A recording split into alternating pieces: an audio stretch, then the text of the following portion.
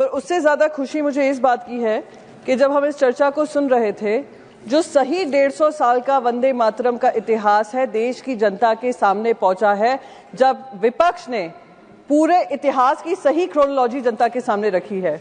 मैं देशवासियों से अपील करूंगी कि इस चर्चा को ध्यान से सुने और जो व्हाट्सएप हिस्ट्री 2014 से चालू हुई है, जो मैं कहती हूँ जो उससे प्रभावित हैं, जो उससे पीड़ित हैं, वो जरूर इस चर्चा को सुने, क्योंकि सही इतिहास जनता के सामने जाना बहुत जरूरी था और ये इस चर्चा के माध्यम से हुआ।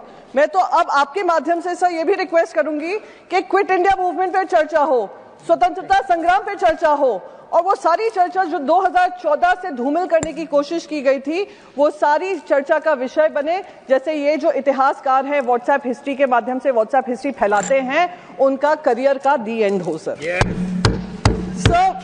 और मैं हैरान थी जब कहा कि भारतीय जनता पार्टी वंदे मातरम की चर्चा करना चाह रही है। ये वही भारतीय जनता पार्टी, वही सरकार है जिन्होंने ये सेशन शुरू होने से पहले वो नोटिफिकेशन जारी किया था कि यहाँ के कोई भी सांसद वंदे मातरम और जय हिंद वाला नारा नहीं लगा सकते हैं। इससे बड़ा राष्ट्रद्रोह मैं मानती हूँ कुछ और हो ही नहीं सकता। राष्ट्र विरोधी सोच हो ही नहीं सकती।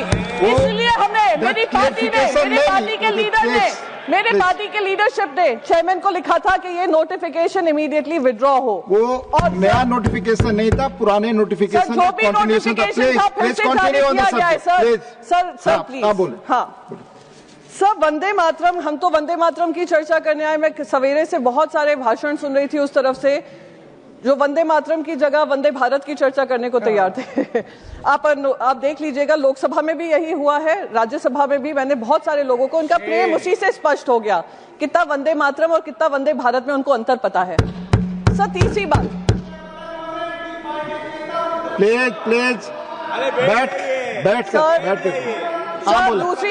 तीसरी चीज, आप बैठ जाए। गृह मंत्री ने ये कहा कि ये सेलिब्रेशन है। बिल्कुल सेलिब्रेशन है, पर ये भारतीय जनता पार्टी का सेलिब्रेशन नहीं था, क्योंकि उन्हीं के भाषण में उन्होंने ध्रुवीकरण की बात रखी, अपना पॉलिटिकल एजेंडा चलाने की बात रखी। और वही पंडित जवाहरलाल नेहरू जी को लेकर उन्होंने क्या क्या बातें नहीं रखी। कहा विभाजन तब से शुरू हुआ जब से ये 1937 में तीसरा और चौथा स्टैंजा हटाया गया।